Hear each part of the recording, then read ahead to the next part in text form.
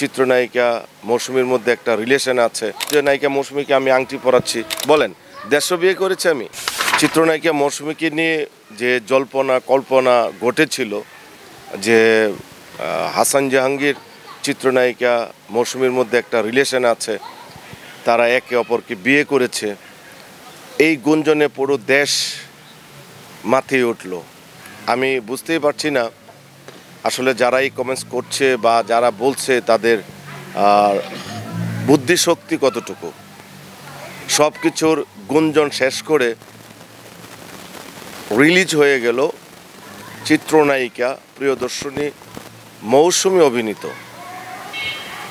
ঈদের বিশেষ Telefilm PHI সুন্দরী।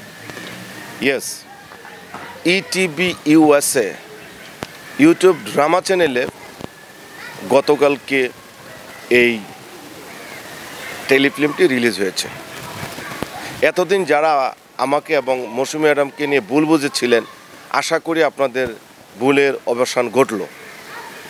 বাস্তবতা বলতে গেলে আমাদের দেশের মানুষ একটা শ্রেণী আছে যারা অপপ্রচারে কুসংস্কারে মানুষকে তুচ্ছ মনে করে খুব মজা পায়, বা একটা শ্রেণী আছে যারা ভিউ কামায়, টাকা কামায়, অন্যের সমালোচনা করে।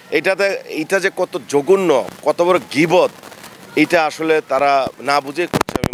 যেহেতু মৌসুমী ম্যাডামের এবং আমার এই প্রথম কোনো কাজ একসাথে, এই টেলিফিল্মটিতে কেন্দ্রীয় চরিত্র অভিনয় করেছেন চিত্রনায়িকা মৌসুমী, আকাশ রহমান, আমি একটি ক্যারেক্টার করেছি, এশা রহমান, ফারা, এমি, বুরহান, আলিম, মো হাসান, আরও অনেকেই আছে, আনোয়ার আছে।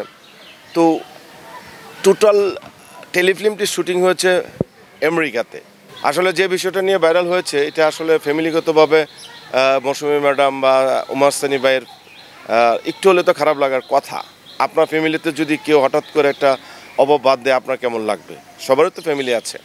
তো আমি যতদিন শুটিং করেছি আমি দেখেছি শুটিংয়ের মধ্যে আকাশ রহমান, এশা রহমান, ওরা, আকাশ ভাই হচ্ছে আমেরিকার বাংলা কমিউনিটির জনপ্রিয় মুখ, আমি নিউ ইয়র্কের শাহরুখ খান বলি, আর ওনার ওয়াইফ হচ্ছে আমি বোন, যাকে বোন বলে জানি, কারণ আমার তাকে বোন বলার অনেক যুক্তি আছে, তার মধ্যে সেই মায়া মমতা আন্তরিকতা আছে।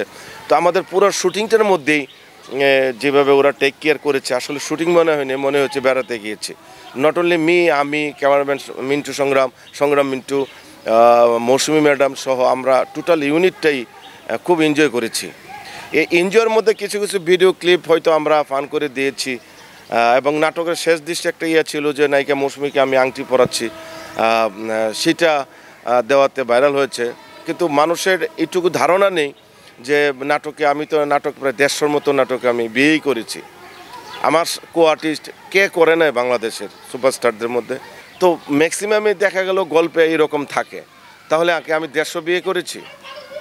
বলেন, 150 বিয়ে করেছি আমি মঞ্চের আর্টিস্ট, আমি অভিনয় করি। তো অভিনয় করতে গেলে ক্যারেক্টারের প্রয়োজনে আমাদের অনেক কিছু করতে হয়। তো আপনারা চিত্রনায়িকা মৌসুমীকে এতদিন এইটা চিনলেন। আমরা যতদিন শুটিং করেছি প্রত্যেক দিনই মোরসানি ভাই ফোন দিত, আমরা গল্প করতাম, কথা বলতাম, এবং আবার ভিডিও কলে দেখতাম, উনি দেখাতো। এত সুন্দর একটা বন্ডিং, এত সুন্দর একটা পরিবার নিয়ে আপনারা যারা সমালোচনা করেন, আপনাদের বিভগ বলতে কিছু নেই। আর মৌসুমী এই প্রথম কোনো ময়মনসিংহের আঞ্চলিক ভাষায় অভিনয় করেছে, যেটা আপনি না দেখলে বলতেই পারবেন না যে কিভাবে সম্ভব।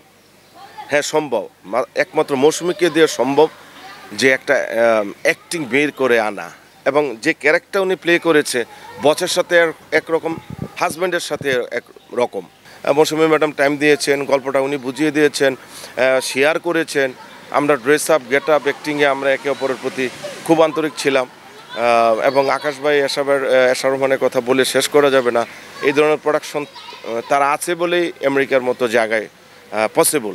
আশা করি আপনারা টেলিফিল্মটি দেখবেন এবং ATV USA ড্রামা এই চ্যানেলটি সাবস্ক্রাইব করবেন। ধন্যবাদ সবাইকে। মৌসুমী আর হাসান জাহাঙ্গীরের আজকের মতো গল্পটি এখানেই সমাপ্ত হলো।